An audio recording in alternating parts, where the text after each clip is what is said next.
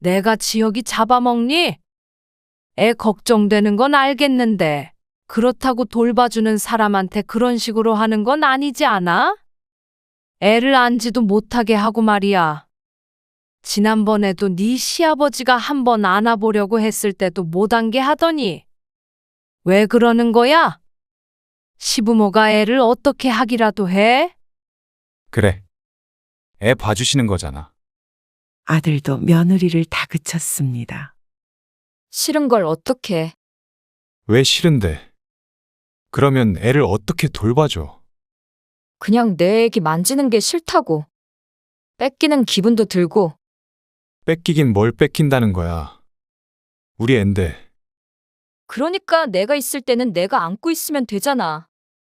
그렇게 못마땅하면 너희들이 알아서 키워라?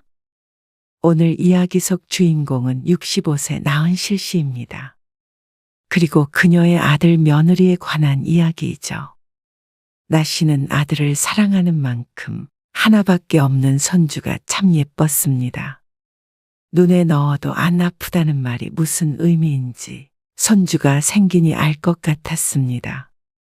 듬뿍 사랑을 주고 예뻐해 줄 자신이 있었습니다.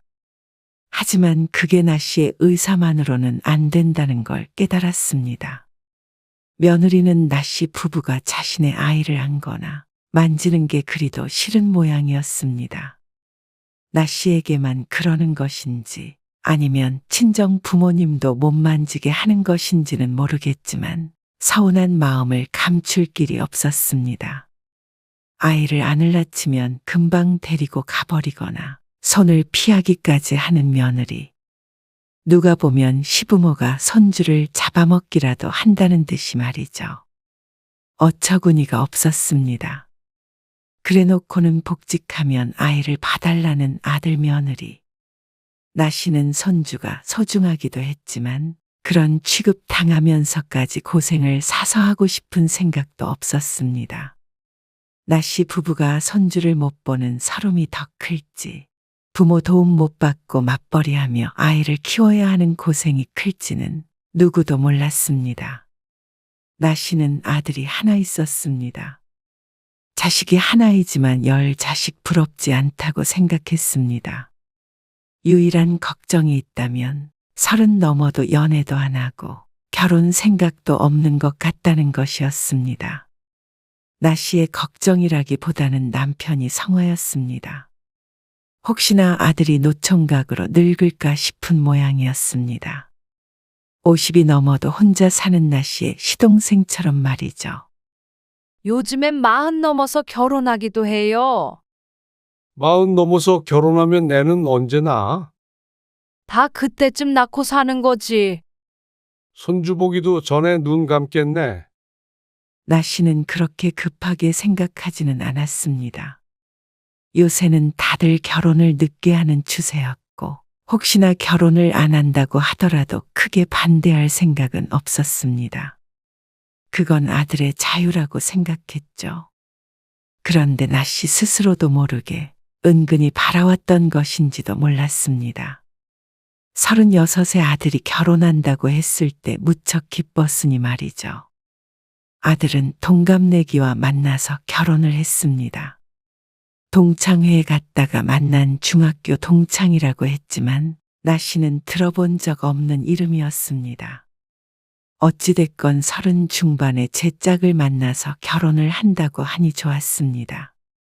하지만 나 씨는 새로운 문제에 봉착했습니다. 동혁이가 전화를 안 받네. 혹시 같이 있니? 아, 잠깐 나갔는데 휴대폰을 두고 갔어요. 그래? 카카오톡 뭐 좀 물어보려고 하는데. 아, 저 잘 모르는데. 말이 다 끝나기도 전에 모른다는 며느리 때문에 나 씨는 잠시 말문이 막혔습니다. 뭘 물어보려는지 자세히 묻지도 않았습니다. 오면 전화드리라고 할게요. 아, 그럴래? 네. 그럼 쉬세요. 1분도 안 돼서 끊어진 전화에 나 씨가 얼떨떨하게 휴대폰을 내려놓았습니다. 지난번에도 며느리와 한 번 통화를 했다가 비슷하게 끊은 적이 있었습니다. 그때도 통화는 채 1분이 이어지지 않았습니다. 목소리나 말투에서도 얼른 끊고 싶다는 게 은근히 전해졌습니다. 아직은 시부모가 불편한 모양이었습니다. 나 씨도 며느리와의 관계가 쉽지 않았습니다. 며느리는 아주 경우 없는 스타일은 아닌데 그렇다고 살가운 편도 아니었습니다. 며느리가 생기면 그래도 딸이 하나 더 생긴 기분이 아닐까 상상했었는데 현실은 상상과는 많이 달랐습니다. 그리고 결혼하고 처음 며느리 생일이었습니다. 축하한다는 말을 하기 위해서 오전에 전화를 걸었습니다. 그런데 신호음이 두어 번 울리더니 뚝 끊겨버렸습니다. 안 받아? 전화가 끊어져 버리네. 다시 해봐. 혹시나 뭘 잘못 눌렀나 싶어서 다시 통화를 누르려는데 문자 메시지가 왔습니다. 며느리였습니다. 전화 온 줄 몰랐다며 용건은 메시지로 보내달라는 말이었습니다. 보통은 바로 다시 전화를 걸 텐데 조금 희한하다고는 생각했습니다. 축하한다는 말도 메시지로 보냈습니다. 그리고 그 뒤로 한두 번 더 비슷한 일이 있자 나 씨도 깨달을 수밖에 없었습니다. 통화하는 걸 좋아하지 않는구나 싶었습니다. 어쩌다 친구들과 이런 주제의 이야기가 나왔는데 요즘 사람들의 성향이라고 했습니다. 전화보다는 메시지를 선호한다고 했습니다. 그리고 꼬박꼬박 메시지는 오기 때문에 크게 서운해할 상황은 아니라고 생각했습니다. 그래서 전화는 거의 하지 않게 되었고 용건이 있으면 문자 메시지를 주로 보내다가 나중에는 그마저도 편치 않아 하는 것 같아서 아들을 통해서만 연락을 하게 되었습니다. 하지만 시부모와 며느리의 사이란 참 멀고도 먼 것 같았습니다. 아들네가 결혼할 때 집은 양가에서 보태서 마련했고 리모델링 비용은 나 씨가 부담했습니다. 그래도 하나밖에 없는 아들 결혼시키며 신경을 많이 쓴다고 썼죠. 한번 오란 소리 안 해? 그런 말 없던데요. 집들이도 하고 그러는 것 같더만. 그건 친구들이랑 한 거고.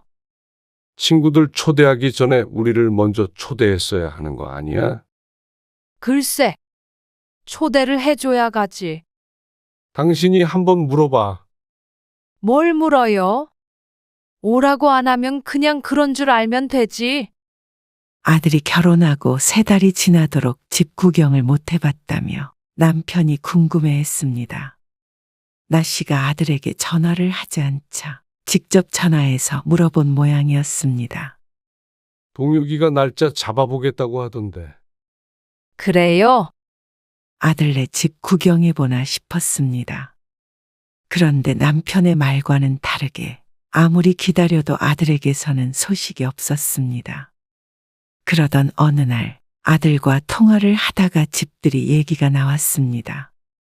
아버지한테 초대하겠다고 했다면서 아, 그거요.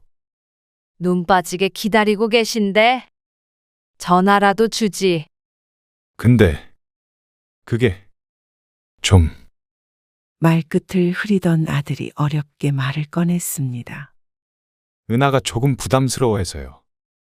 음식 문제도 그렇고 그냥 사 먹으면 되는데. 꼭 그것 때문만은 아니고요. 아직은 좀 불편한가 봐요. 어찌됐거나 거절의 말이었습니다. 그래서 나 씨 부부는 아들 집은 구경도 못 해봤습니다. 그런다고 절대 오지 말라고 한 것은 아니었습니다. 며느리에게 나중에 문자 메시지가 왔는데 나 씨 부부가 원한다면 집들이를 하겠다고 했습니다. 그러면서 아들이 중간에 말을 전달을 잘못했다고 말을 하는데 그런다고 홀랑 방문할 부모는 없었습니다. 말을 부드럽게 전하지 못한 아들 잘못도 있지만 어쨌거나 며느리가 부담스러워한다는 것과 사실일 테니 말이죠. 그래서 시간이 도무지 안 난다는 핑계를 대고는 가지 않았습니다. 내심 서운하기도 했지만 그래도 나름대로 메시지도 보내고 노력하는 듯해서 며느리를 나쁘게 보지 않았습니다. 그런데 그 뒤로도 며느리는 얼굴을 보기 참 힘든 사람이었습니다. 이번에도 잘 안 돼서요. 몸도 안 좋고 예민해요. 그래, 알았어. 푹 쉬라고 그래. 안 와도 되니까. 네, 죄송해요. 죄송하긴. 식을 올리자마자 아이를 가지려고 했던 아들 내외는 뜻대로 할 수 없었습니다. 아마 아들도 며느리도 조금 늦은 나이라 그런 듯 했습니다. 그래서 병원에 다니며 고생하는 걸 알고 있었습니다.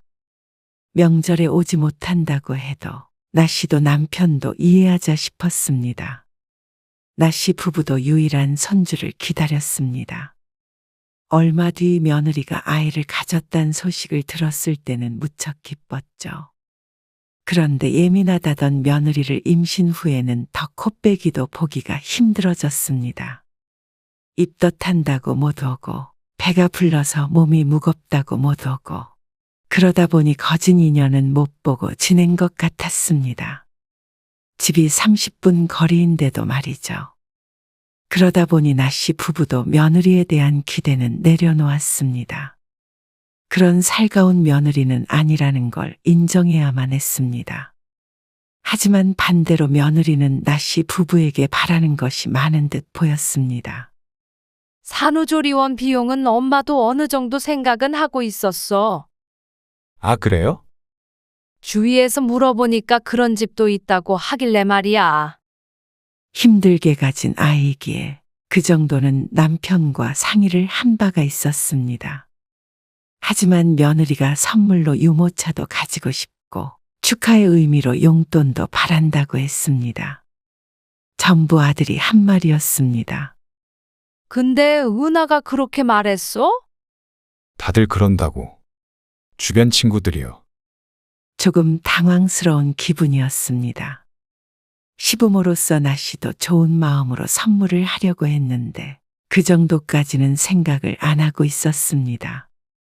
대략적인 금액으로 따지자면 500만 원은 들 것 같았습니다.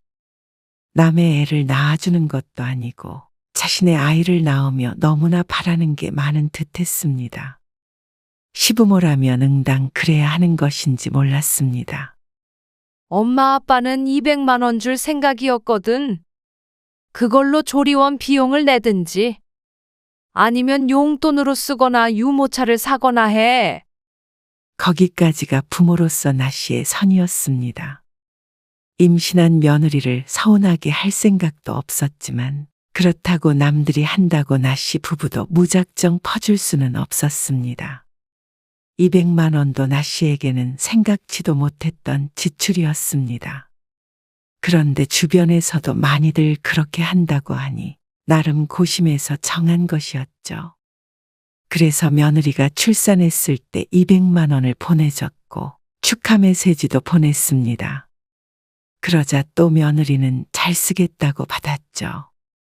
하지만 나씨가 남들보다 돈을 덜 썼을지는 몰라도 큰 마음을 먹은 것이 있었습니다. 장모님이 오실 수도 없고요. 금방 복직을 해야 하는데 그때 어린이집을 보낼 수는 없잖아요. 그래서 엄마가 좀 오셔서 지역이 좀 봐주세요. 언제까지? 돌은 지나봐야 알겠죠. 2돌 되기 전에는 어린이집 보낼 생각이에요. 며느리가 산후조리원에 있을 때 아들이 전화를 해서 부탁했습니다. 휴직을 한다고 하길래 나씨에게 이런 부탁을 할 줄은 몰랐지만 회사로 금방 돌아가 봐야 하는 모양이었습니다. 사돈네는 거의 3시간 정도 떨어진 곳에 살고 있었기 때문에 사실상 아이를 봐주기는 힘든 상황이었습니다. 미리 언지를 했던 것은 아니었지만 그래도 아이를 돌봐줄 사람이 없다기에 나씨가 나설 수밖에 없었습니다. 그래. 알았어. 그렇게 하는 걸로 하자. 감사해요. 그리고 며느리가 아이와 함께 집으로 돌아오자 아들네의 전쟁 같은 육아가 시작이 되었습니다. 별일 없지? 별일은 없죠. 잠을 제대로 못 자서 그렇지. 조금 있으면 밤에 잠도 잘 자고 하는 때가 와. 그때까지는 네가 힘들어도 많이 도와줘야 해. 회사 가야 하니까요. 회사도 중요하지만 혼자서 종일에 돌보는 게 쉽지가 않아. 안 그래도 은하가 잠도 못 자고 힘들어해요. 거봐. 네가 많이 도와줘. 처음 몇 달이 제일 힘들지? 나씨 부부도 아이가 무척 궁금했습니다. 사진이나 영상으로는 봤지만 직접 보지는 못했습니다. 병원도 산후조리원도 면회가 안 된다기에 어쩔 수가 없었습니다. 그리고 아이가 적어도 100일은 돼야 할 것 같아서 보러 간다는 소리도 하지 못했습니다. 그러던 어느 날이었습니다. 아들에게서 연락이 왔습니다. 다음 주에 지역이 예방접종 해야 하는데요. 은하가 아기 태우고 혼자 운전해서 가는 게 무섭다고 하는데 혹시 엄마가 같이 가주실 수 있어요? 아이고. 그럼 병원에 데려다 주면 되는 거지? 네. 같이 예방접종 하는 것 좀 지켜봐 주세요. 회사 때문에 제가 갈 수가 없어서요. 그래, 알았어. 걱정 마. 아들의 부탁에 나씨가 차를 끌고 며느리를 데리러 갔습니다. 며느리가 나씨의 차에 카시트를 설치하는 동안 나씨가 아이를 안고 있었습니다. 어쩜 이렇게 예쁘니? 천사 같은 손주에게 반할 지경이었습니다. 남편은 일 때문에 같이 못 왔지만 어찌나 부러워했는지 몰랐습니다. 잘 안고 있으니까 걱정 말고 얼른 해. 그런데 뒷좌석에 머리를 집어넣고 있던 며느리가 불안한지 자꾸만 뒤를 돌아보았습니다. 아무리 아이를 키운 지 오래됐다고 해도 나씨도 애엄마였습니다. 그래서 며느리를 안심시키며 웃어 보였죠.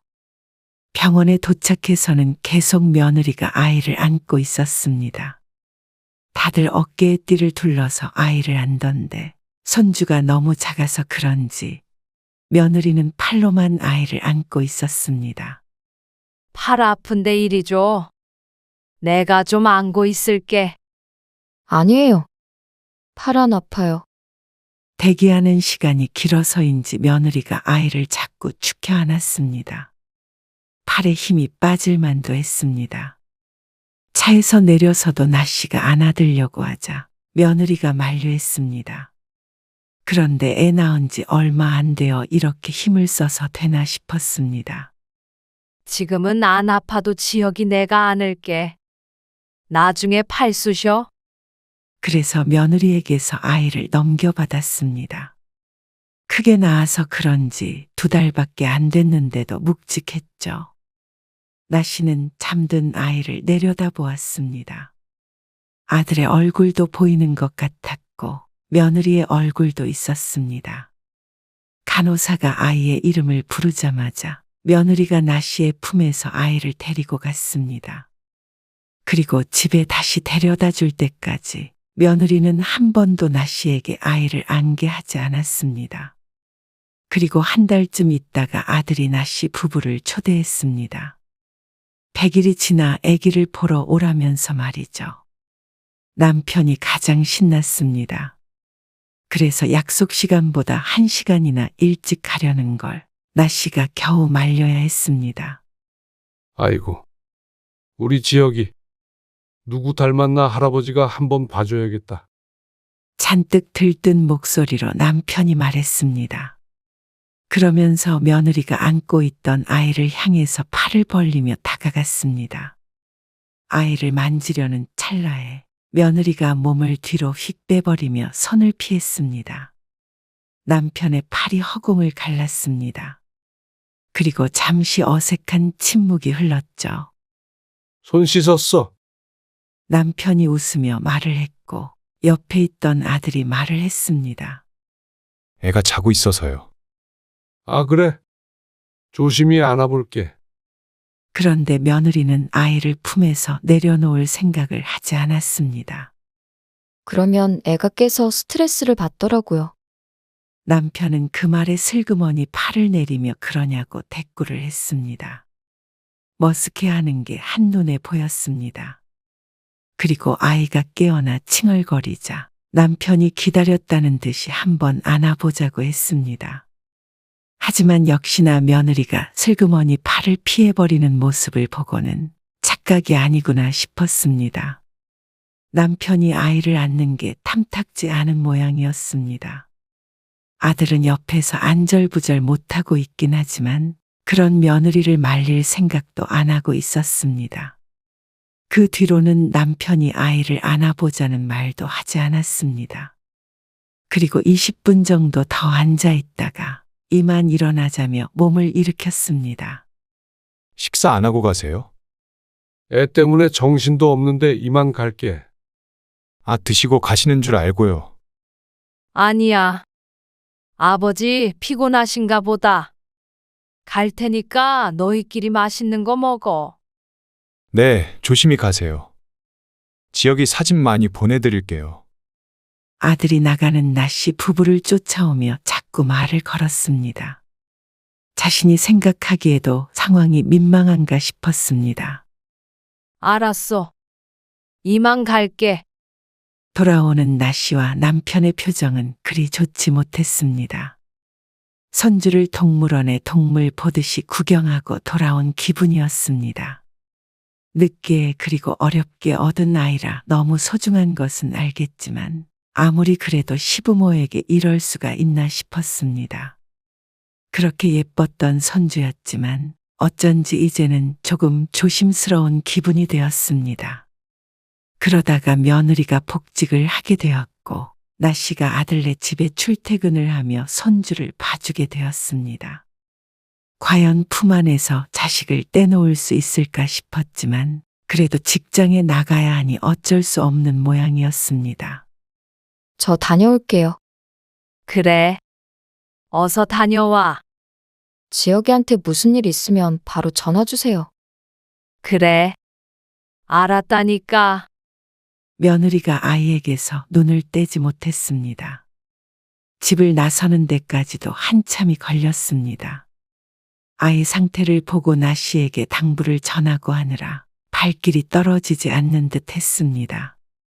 표정도 좋지 않아서 나씨도 덩달아 기분이 가라앉았습니다. 그리고 1시간쯤 뒤에 울리는 전화에 나씨는 질린 표정을 지었습니다. 아이 때문에 정신없는 와중에 계속 메시지가 울렸는데 답장을 못했더니 며느리에게서 전화가 온 것이었습니다. 며느리에게 전화 한 통화 하려고 하도 그렇게 눈치를 봤었는데 아이를 봐주니 원 없이 통화하나 싶었습니다. 잘 있다니까 그러네. 너무 덥게 하면 안 돼요. 땀띠 나서. 덥게 안 해. 지난번에 보니까 땀띠 조금 났었어요. 알았어. 신경 쓸게. 그리고 답장은 빨리 보내주세요. 걱정돼서 일을 잘 못하니까. 그래, 알았다. 매일 같이 이런 식이었습니다. 애를 맡겨놓고 너무 불안해하니까 나씨도 마음 편히 있을 수가 없었습니다. 손주 돌보느라 힘든 것보다도 며느리의 반응에 애를 먹었습니다. 처음에는 오죽 걱정되면 그러겠나 싶어서 그러려니 하자 싶었습니다. 하지만 시간이 지나도 적응되기는커녕 더욱 심해지는 것 같았습니다. 어머님, 지혁이 땀띠 났잖아요.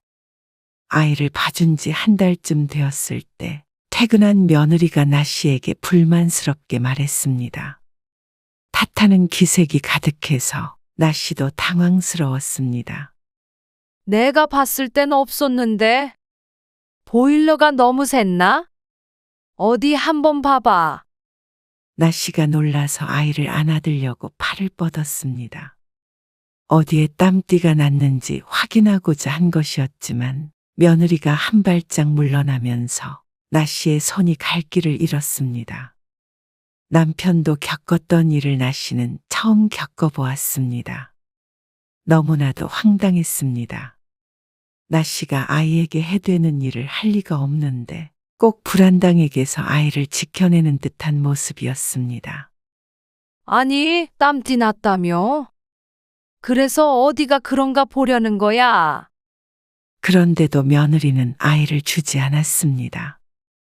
기분이 상한 나씨가 말하자 며느리가 고개를 저었습니다. 제가 약 바를게요. 어머님은 퇴근해 보세요. 많이 심하니? 제 눈에는 심하죠. 그래서 제가 땀띠 조심하시라고 저번에 말씀드렸잖아요. 며느리는 계속해서 나씨를 탓했습니다. 한두 마디 했을 땐 미안했는데 점점 도를 지나치자 나씨 또한 기분이 상했습니다. 이러면 제가 어떻게 안심하고 어머님한테 애를 맡겨요? 불안하게. 그 말에 나씨도 뚜껑이 열리고 말았습니다. 정말 더럽고 치사해서 못할 짓이었습니다. 너 왜 자꾸 그러니? 제가 뭘요? 눈을 동그랗게 뜨고 되묻는 며느리가 어이가 없었습니다. 뭐가 문제인지 정말 모르는 것인지, 모르는 척 하는 것인지 몰랐습니다. 내가 지역이 잡아먹니? 애 걱정되는 건 알겠는데 그렇다고 돌봐주는 사람한테 그런 식으로 하는 건 아니지 않아?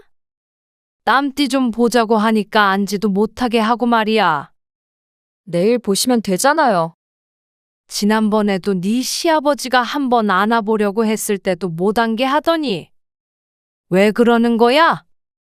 시부모가 애를 어떻게 하기라도 해? 그러자 며느리가 아무 말도 하지 않았습니다. 아이만 안고 있는 며느리 때문에 답답한 심정이었습니다. 그냥 집에 가자 싶었는데 때마침 아들이 퇴근을 해서 집에 왔습니다. 분위기가 심상치 않자 아들이 며느리를 데리고 안방으로 잠시 들어갔습니다. 그런데 아들과 며느리의 대화가 새어나왔습니다. 싫은 걸 어떻게. 왜 싫은데? 그러면 애를 어떻게 봐줘? 그냥 내 애기 만지는 게 싫다고. 지역이 뺏기는 기분도 들고.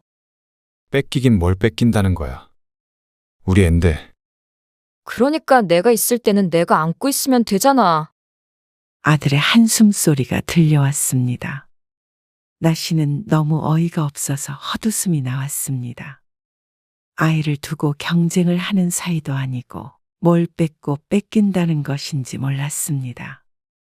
며느리의 발상이 참 웃겼습니다. 그러면서 육아를 시부모에게 맡기는 건 무슨 모순적인 행동인지 몰랐죠. 안방에서 아들과 며느리가 언쟁을 했습니다. 나씨가 다가가서 방문을 두드렸습니다. 그렇게 못마땅하면 너희들이 알아서 키워라? 때마침 금요일이었으니 주말 동안 사람을 구하라고 했습니다. 아들은 무척 당황스러워했고 며느리는 그러고 싶은 눈치였습니다. 그렇게 할게요. 그러니까 얼른 대답을 했겠죠. 아들도 그런 며느리를 말리지 못했습니다. 아니 어쩌면 그러는 게 마음이 더 편했을지도 몰랐습니다. 중간에서 곤란했던 적이 여러 번 있었으니 말이죠. 나씨는 짐을 챙겨 나오면서도 참 황당하고 섭섭했습니다. 원해서 온 것도 아니었고 도움이 필요하다길래 힘들어도 돈 한 푼 안 받고 도와줬습니다. 아직 어린아이라 잠도 제대로 안 자고 울기도 잘 울었는데 내내 들고 흔드느라고 요새 팔에 파스를 붙이고 잤습니다. 애 봐준 공 없다더니 기분 상하는 소리만 듣고 그만두게 되어 마음이 안 좋았습니다. 괜한 일을 한 것 같았습니다. 진작에 거절을 할 걸 후회를 했죠. 며느리와 그리 살가운 사이도 아니었고 그 성격을 알고 있었는데도 가까이 지낼 수 있을 거라고 생각한 게 나씨의 착각이었습니다. 남편은 나씨의 말을 듣고는 화가 나서 아들에게 전화를 걸었습니다. 아들은 난처해하면서도 며느리가 원하면 어쩔 수 없다는 반응이었습니다. 사람 써야 될 것 같아요. 사람을 쓰고 안 쓰고가 문제가 아니라 그러는 거 아니지? 네 엄마가 고생한 건 신경도 안 쓰냐? 알죠. 근데 어떻게 해요? 애 엄마가 불편하다는데. 됐다. 다시는 봐달란 소리 말아라. 남편이 전화를 끊어버렸습니다. 그리고는 일주일 동안 누구도 서로 연락을 하지 않았습니다. 차라리 잘 됐다 싶었습니다. 안 그래도 이걸 내년까지 할 생각을 하니 눈앞이 깜깜했는데 말이죠. 며느리한테 늘 잔소리 들어가면서 손주를 봐줄 이유가 없었습니다. 아이가 예쁜 것은 별개의 문제였죠. 그러던 어느 날 아들에게서 연락이 왔습니다. 사람 구했다며? 그런데 아들의 대답에 조금 놀랐습니다. 그런데 저희랑 잘 안 맞는 것 같아서요. 그만뒀어요. 그래서 아마도 은하가 다시 휴직할 것 같아요. 이참에 일을 그만둘 수도 있고요. 전 같았으면 같이 걱정해주고 해결 방안을 찾아봤을 텐데 이제는 아무렴 어떤가 싶었습니다. 어쨌거나 나 씨에게 도움을 요청하지도 않을 테니 말이죠. 너희 알아서 해. 나 씨는 차갑게 대꾸했습니다. 이제는 손주에 관련한 일이라면 손을 떼고 싶었습니다. 한 번도 좋은 꼴을 본 적이 없으니 그냥 신경 끄고 살아야 나 씨도 남편도 정신이 건강할 것 같았습니다. 며느리는 다시 휴직을 했다고 했습니다. 그래서 집에서 아이를 돌보는 모양이었습니다. 전화는 한 번도 오지 않았고 나 씨도 굳이 연락해서 소식을 묻지 않았습니다. 아들이 간간히 손주 사진을 보내주곤 했지만 나 씨 부부는 전처럼 반가워하지 않게 됐습니다. 어차피 잘 보여주지도 않는 손자, 내 손자 같지가 않았습니다. 명절에도 오려는 걸 그냥 오지 말라고 해버렸습니다. 아들도 밉고 며느리도 손자도 거리가 느껴지니 차라리 남편과 둘이서 집에서 푹 쉬는 게 더 힐링이었습니다. 그런데 몇 달 뒤에 아들에게서 뜬금없는 연락이 왔습니다. 은하가 너무 힘들어해요. 집에서 애만 보는 것도 스트레스고 어린이집 보내자니 아직 어린 것 같고요. 남한테 맡기는 것보다 그래도 엄마가 봐주시는 게 안심이 될 것 같아서요. 황당하게도 또다시 나 씨에게 손자를 봐달라는 말이었습니다. 어떻게 이런 부탁을 할 수 있는지 몰랐습니다. 며느리도 그러자고 했다는 말에 더 기가 막혔죠. 안심이 되긴 뭐가 안심이 돼. 나는 안심이 안 된다. 매일같이 전화해서 사람 피 말리는데 불편해서 애를 어떻게 봐주니? 그리고 땀띠 한 번 안 나게 키울 자신도 없고 며느리한테 욕 들어가면서 괜한 노동할 이유도 없어. 노동이라뇨. 자식이 힘드니까 좀 도와달라고 부탁드리는 거잖아요. 나도 부탁하자. 부모 힘드니까 괜한 부탁하지 말라고. 엄마, 다시 안 맡긴다고 하지 않았니? 분명히 내가 애 키우는 거 그렇게 못마땅하고 만지는 것도 싫다면서 애를 무슨 정신으로 맡긴다는 거야? 나도 싫다? 지혁이 그래도 엄마 손자잖아요. 하나밖에 없는. 하나밖에 없는 손자 안지도 못하게 하는데 손자 같지도 않아 이제는. 그러자 아들이 충격을 받은 듯 했습니다. 하지만 충격은 나 씨 부부가 받았으면 더 받았습니다. 아들은 다시는 이런 부탁을 해서는 안 됐습니다. 그럼 애 키우는 게 쉬운 일인 줄 알아? 힘들게 낳았으니까 힘들어도 너희가 키워. 괜히 남에게 맡겨서 원망하지 말고. 나 씨는 끝내 아들의 부탁을 거절했습니다. 이 일로 아들 며느리의 마음이 상해 다시는 손주를 안 보여준다고 하더라도 어쩔 수 없었습니다. 고마운 줄도 모르는 자식들 덜 힘들라고 부모가 희생해서 육체적, 감정적 노동을 할 이유가 없었습니다. 나 씨 부부는 아들을 위해 할 만큼 했다고 생각했습니다. 아들도 이제 곧 40인데 이 정도까지 뒤치다꺼리 해줬으면 됐죠. 앞으로는 나 씨도 자식 뒷공무니는 그만 쳐다볼 생각이었습니다. 며느리에게서는 하루 뒤에 연락이 왔습니다. 생각이 짧았다고 죄송하다는 말에 사과는 받았습니다. 하지만 그렇다고 해서 아이를 봐준다거나 가까이 지낼 생각은 추호도 없었습니다. 그냥 너희 삶, 우리 삶을 분리해서 살기로 했죠.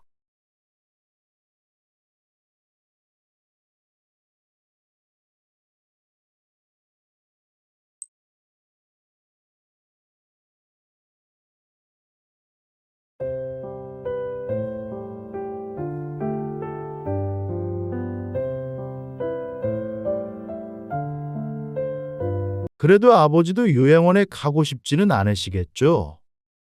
당연히 집에 계시고 싶어 하실 거 아니에요. 네 아빠 요양원에 가는 게 그렇게 싫으면 네가 모시고 가서 지내. 제가요. 그래. 제가 어떻게 아버지를 모시고 살아요. 애들도 있고 그런데 애들도 다 컸는데 뭐가 문제야. 집도 좁고요. 누가 돌봐요? 그러면 딱 일주일만이라도 모시고 가라. 그래도 못 보내겠다고 하면 그때는 내가 다시 생각해 볼 테니까. 오늘 이야기 속 주인공은 81세 최정란 씨입니다. 그리고 그녀의 남편과 자식들에 관한 이야기이죠.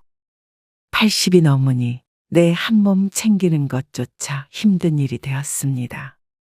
조금만 걸어도 무릎이 아팠고 기운이 딸려서 여행도 쉽지 않은 나이였죠. 하물며 같은 노인을 하루 종일 옆에 붙어 챙기는 것은 중노동이나 다름없었습니다. 그것도 환자를 말이죠. 그 일을 최 씨는 수년 동안 하고 있었습니다. 최 씨보다 4살 더 먹은 남편 이야기였습니다. 남편의 건강은 70대에 들어서서 빠르게 나빠졌는데 나중에는 거동이 불편하고 치매 증상도 보였습니다. 자식들 모두 시집 장가 보내고 둘이 살고 있었으니 남편을 돌보는 건 전부 최 씨의 몫이었습니다. 하지만 남편보다 건강이 좀 낫다 뿐이지 최 씨도 누군가의 도움을 받으면 받았지 병수발을 들 수 있는 나이는 아니었죠. 결국 수년간의 수발 끝에 남편을 요양원에 보내야겠다는 어려운 결정을 했습니다. 괴로운 마음이 컸지만 최 씨도 살아야 했습니다. 대신 수시로 왔다 갔다 할 생각이었습니다. 그런데 남편 본인도 아니고 자식들이 반대하고 나섰습니다. 아버지가 가엾다며 요양원은 절대 안 된다고 했죠. 그렇다면 자식들이 돌보기라도 해야 할 텐데 여전히 남편 옆에 24시간 붙어 있는 건 최 씨였습니다. 자식들은 그게 최 씨의 역할이라고 했고 최 씨의 건강은 누구도 신경 쓰지 않았습니다. 효자는 되고 싶고 책임은 지고 싶지 않은 듯 했습니다. 10년만 젊었다면 모르겠지만 이제 최 씨도 지쳤습니다. 그래서 반대하는 자식들에게 남편을 맡기기로 했습니다. 그렇게 아버지가 안타깝다면 효도할 기회를 주고자 했죠. 최 씨는 자식이 셋이 있었습니다. 딸 둘의 아들이 하나였습니다. 넉넉하지 않은 형편의 자식 셋을 키우느라 남편과 아내 본 일이 없었습니다. 나중엔 그래도 사정이 나아져 먹고 살았지만 그 옛날엔 어려운 시절을 보냈습니다. 하지만 자식들 모두 장성하니 그만큼 뿌듯한 게 또 없었죠. 다들 밥벌이 할 정도로 괜찮은 직장에 들어가서 남부럽지 않게 살았습니다. 그게 최 씨 부부의 자랑이었습니다. 셋 모두 결혼해서 잘 살았고 최 씨 부부도 사이좋게 알콩달콩 지냈습니다. 그런데 자식들 다 보내고 나면 홀가분하게 부부의 노후만 신경 쓰고 살면 될 줄 알았더니 그게 새로운 갈등의 시작이었습니다. 주변 친구들이 자식들 결혼시키고 골머리를 많이 앓았는데 그게 최 씨의 일이 될 줄은 몰랐습니다. 엄마, 금요일에 나 지수 좀 봐줘요. 엄마 출근해야 하잖아. 그날 중요한 일정이 있어서 그래요. 지난번에도 지수 보느라 일 빠져서 이번에는 좀 힘들어. 어쩌니? 큰딸의 부탁을 최 씨도 들어주고 싶었습니다. 하지만 딸에게 설명한 대로 최 씨도 직장이 있었습니다. 당시엔 활발하게 일을 하고 있었습니다. 이미 딸 때문에 너무 쉬어서 직장의 눈치가 보일 지경이었습니다. 딸이 바쁜 것은 충분히 알지만 그렇다고 최 씨가 생업을 내팽개치고서 손주를 봐줄 수는 없었습니다. 하루만 봐주는 것도 안 돼요? 회사에서 진짜 중요한 일이란 말이에요. 시집에는 물어봤어? 어차피 안 봐주셔요. 되면 내가 엄마한테 이렇게까지 부탁 안 하죠. 딸이 속상한 듯 중얼거렸습니다. 최 씨도 한숨이 절로 나왔습니다. 딸만큼이나 답답한 심정이었습니다. 딸에겐 자신의 회사 일이 가장 중요하겠지만 최 씨도 소중한 일자리였습니다. 나이 든 사람에게도 괜찮은 보수를 지급하는 드문 곳이었습니다. 일단 알았어요. 어떻게든 해볼게요. 딸의 대답에 마음이 굉장히 불편했습니다. 나쁜 부모가 된 것만 같았습니다. 손주가 6살이 될 동안 수도 없이 봐줬는데도 말이죠. 그런데도 딸은 최 씨에게 섭섭해했습니다. 종종 아이를 돌봐주는 문제 때문에 언쟁이 오갈 때도 있었습니다. 그럴 때면 최 씨도 딸에게 서운했습니다. 해줘도 끝이 없는 것 같았습니다. 봐준 것을 고마워하는 것보다 안 봐줬을 때 듣는 원망이 더 큰 듯했습니다. 그래서 처음부터 봐주지 말았어야 했나 하는 후회를 하게 만들기도 했습니다. 그리고 둘째 딸은 다른 문제로 최 씨를 곤란하게 만들었습니다. 식당을 차려볼까 하는데? 돈 좀 빌려주세요. 둘째 딸이 결혼하고 5년이 채 안 되어 딸이 갑자기 식당을 차리고 싶다고 했습니다. 잘 다니던 회사에는 이미 사표를 냈다고 했습니다. 갑자기 무슨 식당이야? 집에서도 밥 한 번 하는 걸 본 적이 없는 딸이었습니다. 그런데 갑자기 무슨 식당을 차린다는 것인지 몰랐습니다. 최 씨에겐 너무나도 뜬금없는 말이었습니다. 꼭 요리를 잘해야 식당 차리나?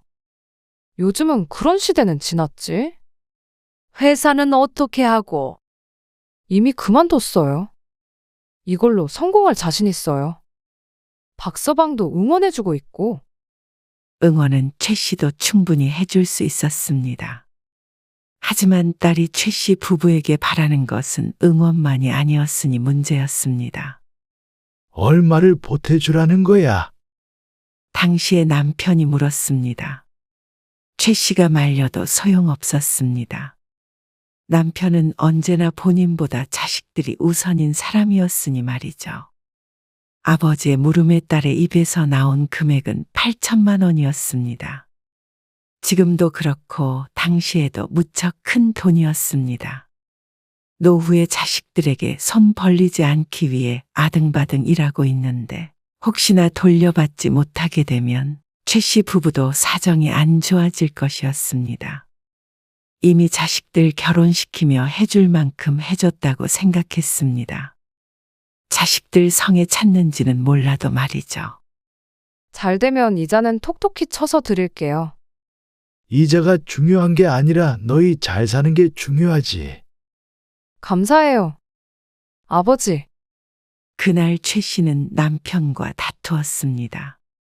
아무런 상의도 없이 너무도 대책 없이 돈을 빌려주겠다는 말에 최 씨도 화가 났습니다. 물은 성격도 그렇고 미래를 심각하게 생각하지 않는 태평함이 최 씨는 무척 답답했습니다.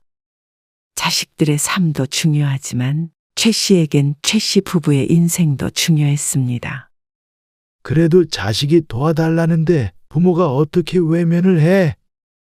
외면하라는 게 아니라 적어도 상의는 하고 결정을 해야죠.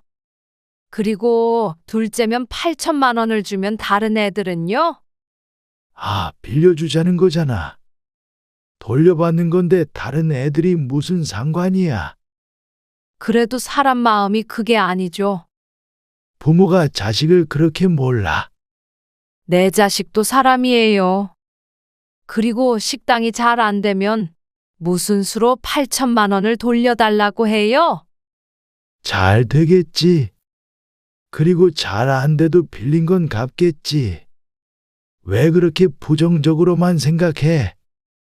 그리고 결국엔 최 씨의 말대로 모든 것이 어그러져 버렸습니다. 남편의 성화에 보낸 8천만 원은 허공으로 사라졌습니다. 식당을 차린 지 10개월 만에 폐업을 한 딸이 그 돈을 갚을 만한 능력은 없었습니다. 반드시 갚겠다던 딸은 돈 얘기는 일절 꺼내지 않았고 최 씨가 말이라도 꺼내보려고 하면 불이 나게 달아났습니다. 그러니 그 뒤론 좀 대면대면한 사이가 될 수밖에 없었습니다. 그리고 다른 자식들도 최 씨 부부에게 손을 내밀었습니다. 큰딸은 그나마 먹고 살기 괜찮아 적극적으로 돈을 달라고 하진 않았지만 막내 아들네는 눈에 불을 켰습니다. 안 그래도 애도 이제 둘이 되니까 집을 넓혀야겠다 생각을 했거든요. 둘째를 임신한 며느리와 함께 최 씨 부부를 찾아와 아들이 말했습니다. 이사하고 싶은 집이 예산보다 조금 비싸요.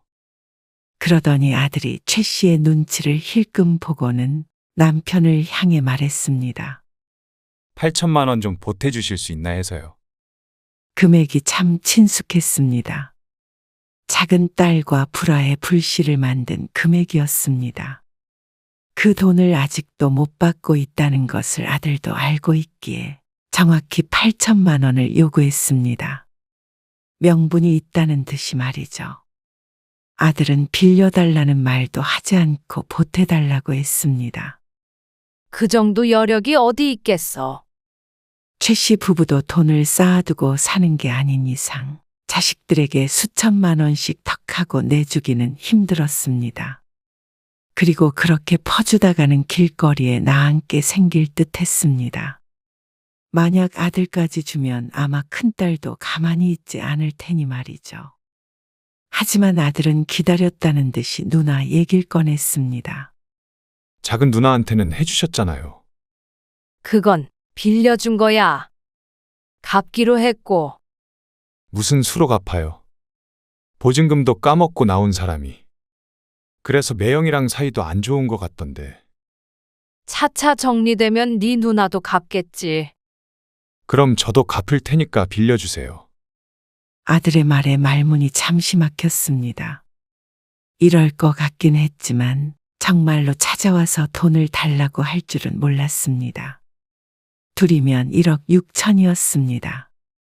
그리고 큰딸까지 그럴지는 모르겠지만 만약 값세하게 된다면 2억 4천이었습니다. 그만한 돈을 마련해서 주고 나면 최 씨 부부는 말년에 어떻게 살라는 것인지 몰랐습니다. 안 그래도 네 누나랑 그것 때문에 골치가 아파. 그래도 그거 꼭 받아야 해. 엄마 아빠도 살아야 할 거 아니야. 그러자 아들이 며느리 눈치를 봤습니다. 며느리의 표정이 굳어 있었습니다. 억울한 모양이었습니다. 만약 최 씨가 며느리였어도 서운할 수 있을 것 같았습니다. 하지만 최 씨도 억울하긴 마찬가지였습니다. 작은 딸에게 천천이라도 꼭 8천을 돌려받아야 한다고 생각했으니 말이죠. 아들네가 어떻게 생각하는지는 몰라도 최 씨는 작은 딸에게 돈을 빌려준 것이지 준 게 아니었습니다. 하지만 아들과 며느리는 최 씨의 말은 듣지 않았습니다. 어머님, 빌려주시든 안 빌려주시든 적어도 형제들끼리 공평하게는 해주셔야 한다고 생각해요. 그래. 무슨 말인지는 알아. 나도 여유가 있었으면 다 빌려주고 싶지. 그런데 그럴 상황이 아닌데 어떻게 무작정 돈을 빌려주니? 그 정도까진 아니더라도 한 4천 정도는 만들어 보마. 최 씨가 뭐라 말하려는데 남편이 끼어들어 엉뚱한 소리를 했습니다. 여보, 아, 갚는 데잖아. 아버님, 감사해요. 남편은 막무가내였습니다. 혼자만 자식을 사랑하는 것처럼 구는 것에 가슴이 답답했습니다. 돈을 퍼주는 게 자식을 사랑하는 길이 아님에도 불구하고 남편은 뭐가 문제인지 몰랐습니다. 그런 물은 성격을 이용해 아들은 계속해서 돈을 타갔습니다. 나중에는 며느리가 사업을 하겠다고 그것도 보태달라는 것을 최 씨가 이혼을 불사하고 싸워서 말려야 했습니다. 그렇게 자식들에게 퍼준 결과가 좋았느냐 물어본다면 전부 나빴습니다. 그나마 최 씨가 반대하지 않았다면 집이 거덜났을 것이었습니다. 둘째 딸에게는 결국 3천만 원 정도를 돌려받았고 아들네에게는 한 푼도 받지 못했습니다. 그리고 나중에 더 보태주지 않는다고 며느리와 불화도 생기게 되었습니다. 차라리 처음부터 전부 거절했다면 잠시 서운하긴 해도 적어도 마음의 앙금은 남지 않았을 것 같았습니다. 아버지가 너희 보고 싶다고 그러시는데 이번 명절에 오니 미국 가는 것 때문에 바빠서 못 갈 것 같아요. 그게 명절에도 준비를 해야 하는 거야? 이것저것 자비리 많네요. 시댁에도 애아빠만 가요. 그래? 그럼 내년에도 못 보는 거잖니? 회사 일 때문에 2달 뒤면 가족이 전부 미국으로 떠나는 큰딸. 지난해 명절에도 바쁘다고 못 봤는데 올해도 못 보면 내년에는 큰딸이 한국에 없을 것이었습니다. 그런데도 일이 바빠서 그렇다는데 집에 오라는 소리를 하지 못했습니다. 멀지 않은 곳에 살지만 이렇게 자식이 멀게 느껴지나 몰랐습니다. 그리고 둘째 딸도 먹고 사느라 바쁘다며 명절에는 오지 않겠다고 했습니다. 아무리 먹고 살기 바빠도 명절엔 다들 쉴 텐데 다들 야속하게 느껴졌습니다. 그래서 결국 명절에는 막내 아들 얼굴만 겨우 볼 수 있었습니다. 아들은 며느리나 손주들도 없이 혼자서 최 씨의 집을 찾아왔습니다. 지안이가 좀 아파서요. 이해해 주세요. 손주가 아파서 며느리는 못 샀다는 말이었는데 어째서 손주는 명절만 되면 아픈지 몰랐습니다. 손주 얼굴을 본 지도 2년이 넘어갔습니다. 최 씨는 아들의 말에 따지는 대신 조용히 밥을 차렸습니다. 그래도 아들 얼굴이나마 봐서 다행이었습니다. 하지만 서운하지 않은 건 아니었습니다. 아니, 조금 서러운 기분이 들었습니다. 아들네 손주는 최 씨도 자주 봐주곤 했는데 어떻게 이렇게 거리를 두며 살게 됐는지 몰랐습니다. 더 이상은 돈이 나오지 않는다고 생각해서 그런가 생각하면 최 씨의 과한 추측인지 누군가에게 묻고 싶었습니다. 다들 바쁘니까 그렇겠지. 남편은 최 씨보다도 속상해했으면서 겉으로 표시는 하지 않았습니다. 누구보다도 서러울 것이 남편임을 알기에 최 씨도 더는 언급을 하지 않았습니다. 자식들이 나이가 들면 다들 이렇게 사나 보다 싶었죠. 그 외에도 사소하거나 큰 일들이 많이 있었습니다. 부모 자식 간에도 그렇게 지지고 볶으며 살 수 있구나 싶었습니다. 하지만 결국 시간이 지나면 지날수록 자식은 부모에게서 점점 멀어졌습니다. 자신들의 인생만이 중요한 때가 금방 온 것 같았습니다. 남편은 70대가 지나니 건강이 안 좋아졌습니다. 원래 잔병도 없이 건강한 체질이었는데 생각보다 이른 나이에 큰 병이 찾아왔습니다. 그리고 70대 중반부터 남편은 거동이 조금씩 불편해졌습니다. 그래서 퇴직 후 편의점을 운영하던 남편은 언젠가부터 출근을 하지 못했습니다. 대신에 최 씨가 직원 한 명과 함께 돌아가며 일을 하고 나머지 시간엔 집에서 남편 수발을 들었습니다. 정화야, 직원이 오늘 일이 있어서 내가 대신 나와 있거든. 근데 오전에 아빠 병원에 꼭 가야 해. 네가 대신 좀 모시고 가줄 수 있니? 최 씨가 작은 딸에게 전화를 해서 부탁했습니다.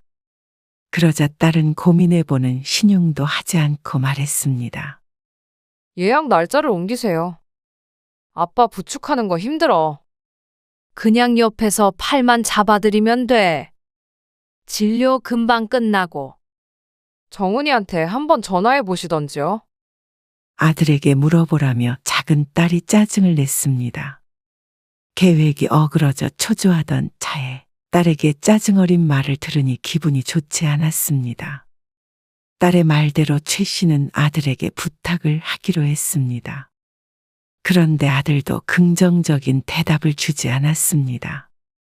나는 회사니까 애엄마한테 부탁해야 하는데 어떻게 시아버지 병원에 모시고 가라고 해요. 한두 시간만 내주면 좋겠는데. 그건 좀 힘들 것 같은데. 내 병원도 아니고 네 아버지 병원이면 지안이 엄마도 한 번쯤은 와줄 수 있는 거 아니야? 아들네 힘들 때 그렇게 많이 도와줬는데 어쩜 병원 한번 같이 가달란 소리도 못하는 것인지 몰랐습니다. 그래도 아들은 끝내 며느리 눈치를 보며 최 씨의 부탁을 거절했습니다. 편의점 문 닫고 다녀오시면 되잖아요. 괜히 며느리 시집살이 시킨다는 소리 들으시는 것보다는. 평소엔 이런 부탁하지도 않았습니다. 이게 시집살이면 그동안 아들네에게 시달린 건 자식살이인지 며느리살이인지 되묻고 싶었습니다. 참 괘씸하기도 했습니다. 그렇게 자식 챙기던 남편이 아픈데 어쩜 자식들이 신경도 하나 안 쓰는지 몰랐습니다.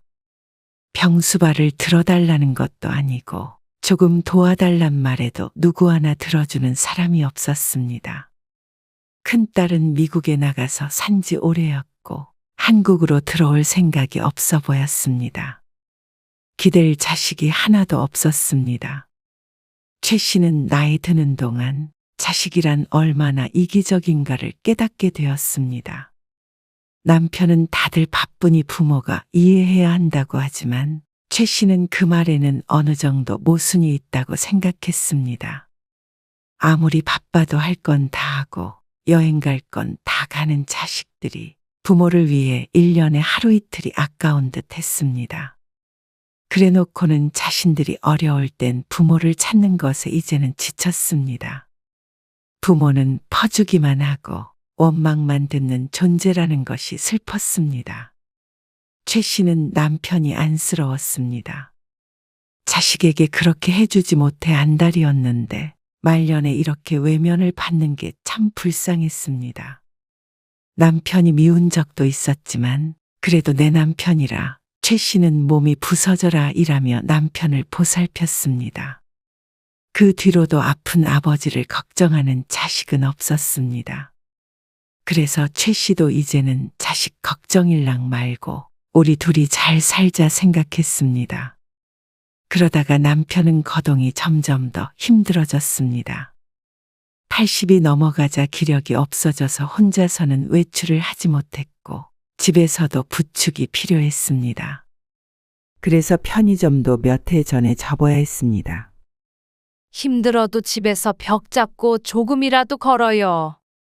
다리에 힘 빠져서 진짜로 못 걷게 돼. 아, 당신 있잖아. 내가 당신 없고 다닐 수도 없는 거잖아. 남편의 다리는 이제 최 씨의 다리보다 가느다랗게 변했습니다. 자, 아해요. 아, 최 씨는 남편의 입에 숟가락을 넣어주었습니다. 남편은 얼른 받아먹지 못하고 입가로 밥풀을 떨어뜨렸습니다. 잘 받아 먹어야지. 이리 줘. 내가 먹을 테니까. 남편의 말에 최 씨가 숟가락을 쥐어주었지만 흔들리는 남편의 손에 의해 숟가락은 입가에 도착하기도 전에 텅 비게 되었습니다.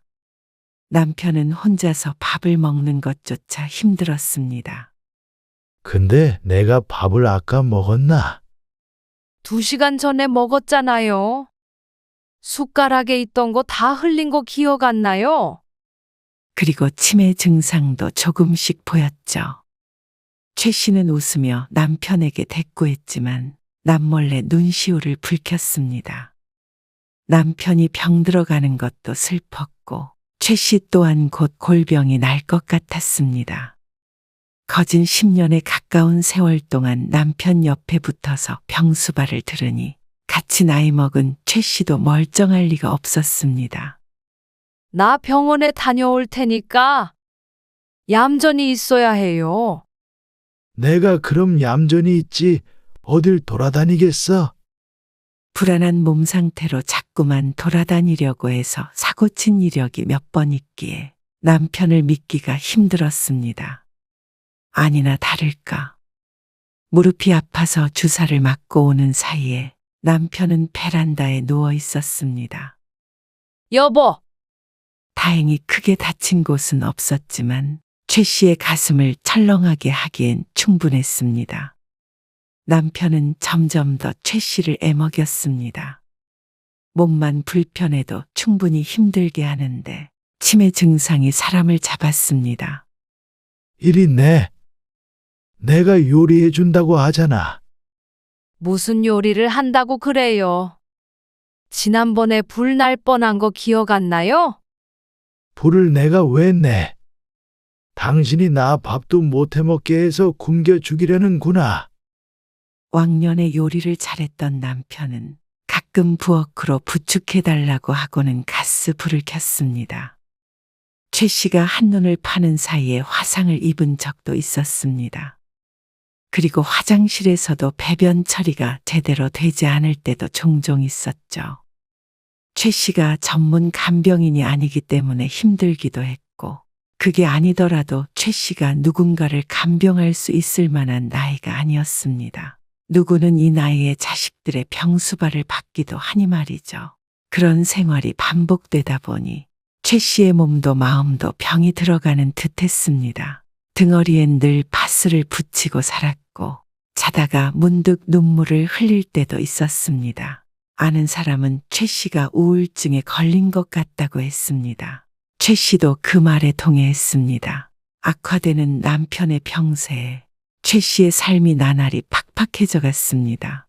여보, 아무래도 나는 요양원으로 가야 할 것 같아.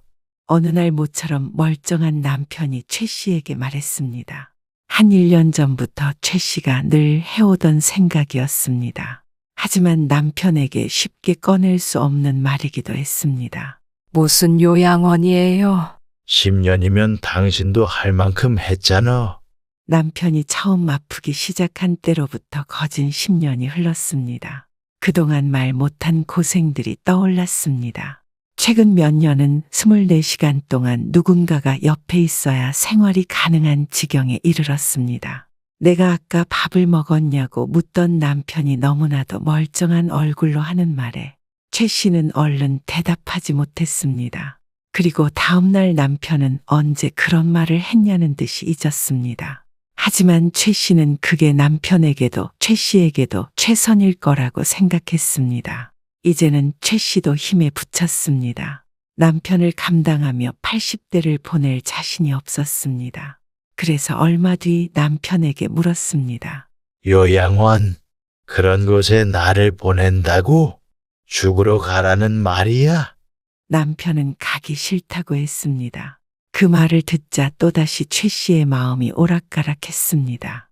하루에도 수십 번 마음이 바뀌었습니다. 남편을 보내고 최 씨도 마음 편히 살 수 있을 것 같지 않았습니다. 그리고 또다시 남편이 요양원 이야기를 꺼냈을 때 최 씨도 결심하게 되었습니다. 죽으러 가는 거 아니고 내가 매일같이 들를게요. 매일까진 안 와도 돼. 일주일에 한 번씩만 나 보러 와. 나중에 나도 당신이랑 같은 요양원에 들어가면 되겠네.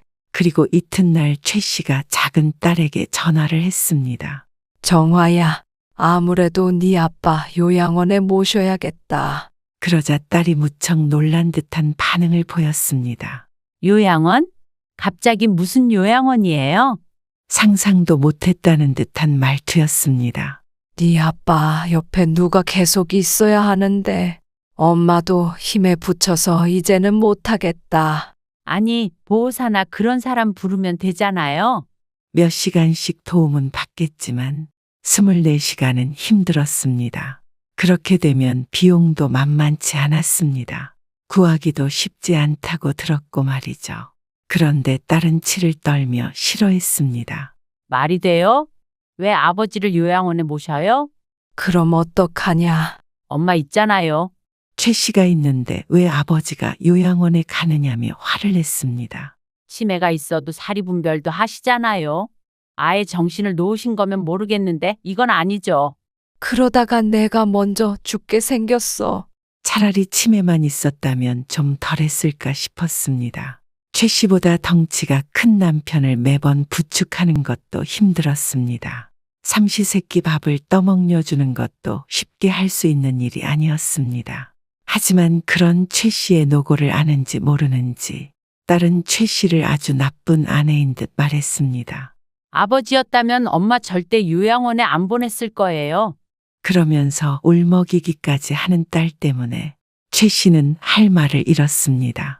어쩌면 그게 맞을지도 몰랐습니다. 내내 아프던 가슴을 딸이 후벼 파고 말았습니다. 그런데 아들 또한 딸과 같은 생각인 듯 했습니다. 아무리 생각해도 아버지 요양원에 모시는 건 안 될 말이에요. 혼자 지내셔야 하는 것도 아니고요. 아버지 요양원에 누워 계시는 거 상상하니까 일이 손에 안 잡히네요. 그리고 미국에 있는 큰딸은 반대를 하진 않았지만 역시 탐탁지 않은 반응을 보였습니다. 그리고 자식들은 전부 아버지를 요양원에 보낼 수 없는 이유가 옆에 최 씨가 있기 때문이라고 했습니다. 종일 옆에서 돌볼 사람이 있는데 어째서 요양원에 가야 하느냐는 반응이었죠. 최 씨는 답답한 가슴을 내리쳤습니다. 자식들은 최 씨의 주름진 얼굴과 구분 등이 보이지 않는 것 같았습니다. 남편에 비해 건강한 것이지 최 씨도 안 아픈 곳이 없었습니다. 자리에 앉았다 일어나는 것만으로도 힘에 부치는 나이였죠. 아니면 사람이라도 쓰자. 그 24시간 도와주는 사람이요? 하지만 그마저도 자식들이 비용을 감당하기엔 부담스럽다며 꺼려했습니다. 그저 최 씨 보고 책임을 지라는 식이었습니다. 아무리 그래도 아버지를 그렇게 보내는 건 마음에 걸려요. 맞아요. 제가 가끔 가서 도와드리고 할게요.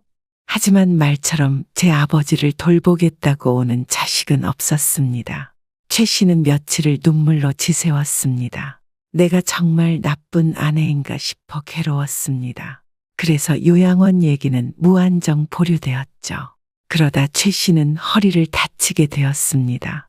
안 그래도 좋지 않아 병원을 다니곤 했는데 남편을 부축하다가 같이 넘어지는 바람에 보호대를 차고 있어야 했습니다. 그런데 천만 다행인 것이 한 달간 한국에 머무른다던 큰딸이 때마침 최 씨의 집에 왔습니다. 이틀 동안 제가 아버지 돌봐드릴 테니까 엄마는 병원에서 물리치료 받으세요. 그래도 큰딸이 낫다 싶었습니다. 발만 동동 구르고 있는 걸 둘째 딸과 아들은 모른 채 했으니 말이죠. 그런데 큰딸은 하루 만에 두 손 두 발 다 들었습니다. 이걸 어떻게 몇 년 동안 하셨어요?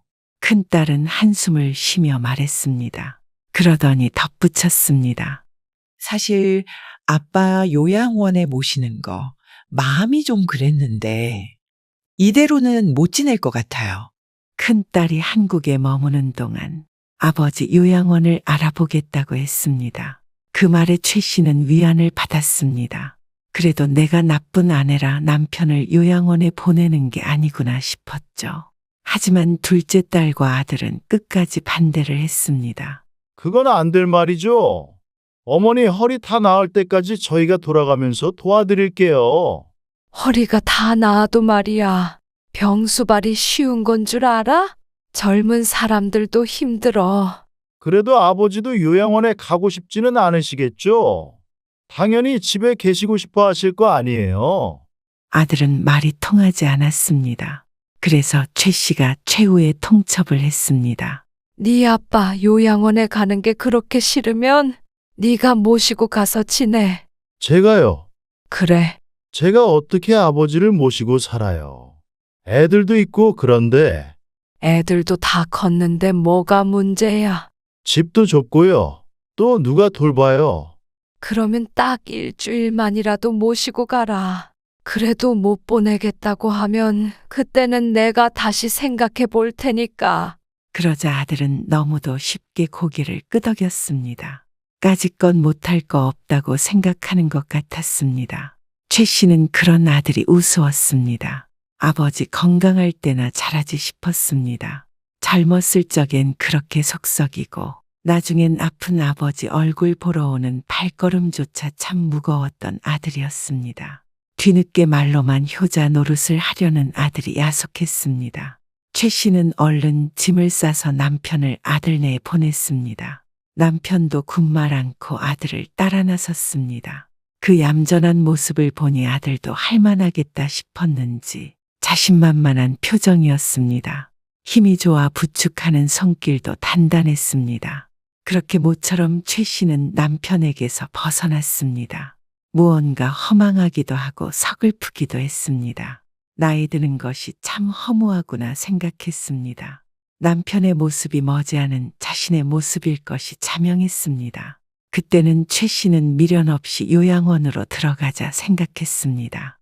아픈 사람도 힘들지만 옆에서 돌보는 사람에게도 지옥이나 마찬가지였습니다. 미우나 고우나 내 자식들 힘들게 하지 말자 싶었죠. 어머니, 아무래도 이건 안 될 것 같아요. 지안이 엄마 지금 처가에 갔는데 저 혼자 아버지를 케어할 수가 없을 것 같아요. 그러면서 데려간 지 3일 만에 아들은 아버지를 도로 데리고 가라고 했습니다. 누나 대신에 자신이 좋은 요양원을 알아보겠다며 말이죠. 죄송해요. 안 그러면 애엄마랑 이혼할 수도 있다며 아들이 심각한 목소리로 말했습니다. 하지만 최 씨도 예상한 바였습니다. 아픈 남편을 이리저리 보내서 미안하지만 아들네가 남편을 돌볼 수 있을 거라는 생각은 애초에 하지 않았습니다. 어지간한 각오와 희생으로는 불가능함을 몸소 알고 있었기 때문이었습니다. 예상한 결과였지만 그래도 마음은 아팠습니다. 자식 마음이 부모 마음과 같지 않음을 또 한 번 깨달았습니다. 만약 아들이 치매에 걸리고 거동도 힘들었다면 남편은 죽는 그날까지 옆에 두고 보살폈을 것이었습니다. 그런데 단 3일 만에 요양원에 보내자는 말이 나왔습니다.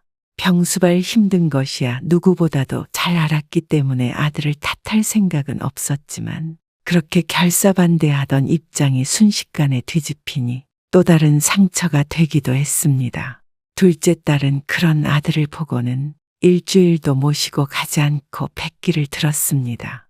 남편을 요양원에 보내는 문제로 자식들과 이렇게 다투게 될 거라고 생각하지 못했습니다. 이러나 저러나 무관심했던 자식들이니 말이죠. 결국 상처만 남았습니다. 남편이 입소하는 날 큰딸은 미국으로 돌아갔고 나머지 두 자식은 같이 요양원에 가서 인사를 했습니다. 앞으로 최 씨는 자주 오게 될 테지만 자식들은 잘 몰랐습니다. 나중엔 결국 잊혀질 수도 있을 것이었습니다. 그리고 나중에 최 씨가 거동을 못하게 되면 못 볼 꼴 보지 말고 고민도 하지 않고 요양원에 들어오게 되겠구나 생각했습니다. 최 씨는 그런 자식들에게 더 이상 실망하지 않기로 했습니다. 그냥 더 병들 때까지 곱게 살다가 남편을 따라 가기로 마음먹었습니다. 자식들에게 기대하지 않으면 되었습니다. 자기 인생 사느라 바쁜 자식들에게 부담 주고 싶지도 않았고 더 이상 상처받고 싶지도 않았습니다.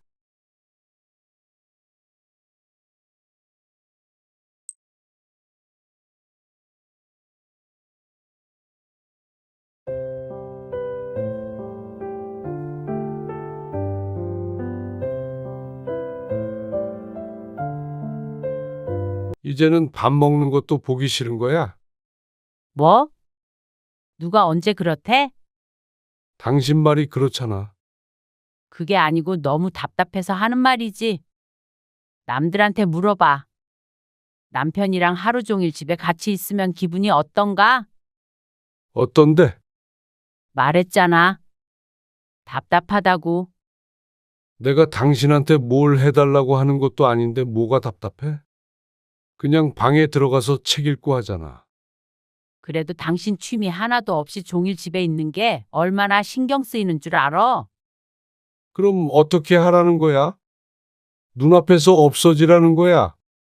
당신 차라리 낮 동안만이라도 어머님 댁에 가 있던가? 어머님도 외로워하신다며? 오늘 이야기 속 주인공은 59세 박성진 씨입니다. 그리고 그의 아내에 관한 이야기이죠. 박 씨는 아마 다시 태어난다면 결혼하지 않았을 것 같다고 생각했습니다. 요즘 젊은 사람들처럼 말이죠. 박 씨는 무던한 사람이었습니다. 그래서 뾰족한 바늘 같은 아내와도 30년간 한 지붕 밑에서 살아올 수가 있었습니다. 웬만하면 상대방이 원하는 대로 하면 큰 갈등이 없었습니다. 그런데 나이 들어 이렇게 비참한 기분을 느끼게 될 줄은 몰랐습니다. 아파서 일을 못하고 집에서 쉬고 있는 박 씨에게 지긋지긋하게 아무것도 안 하며 논다고 구박을 했던 아내. 그러면서 생활비가 줄 걱정만을 하던 아내. 종일 같이 있는 게 답답하다며 어머니 댁으로 가버리라고 했던 아내. 뭐 하나 박 씨의 마음이 감당할 수 있는 일이 없었습니다. 퇴직을 앞두고 미래에 대한 불안감도 있었고 몸이 아프니 우울하기도 했습니다. 하지만 아내는 따뜻한 말 한마디 대신 박 씨를 집 밖으로 내몰았죠. 이런 결혼 생활이라면 다시 반복하고 싶지 않았습니다.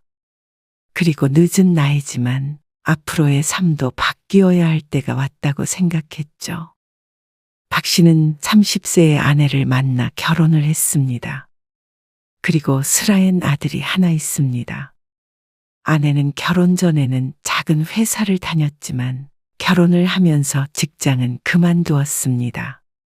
결혼한 지 얼마 안 돼 임신을 했기에 다시 복직할 생각은 하지 않았고 박 씨도 그러란 말은 한 적이 없었습니다.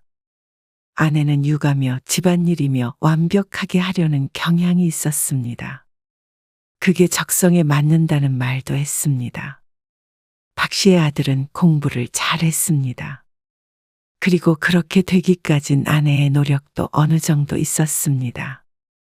당근보다는 채찍을 들기를 택한 아내 때문에 공부는 잘했지만 아들은 종종 괴로워했습니다. 그 부분에서 박 씨와는 육아 방침이 달랐습니다. 하지만 아내의 고집을 박 씨도 꺾을 수 없었습니다. 결과적으로 아들은 좋은 대학에 갔으니 아내에 맞았을 수도 있었습니다.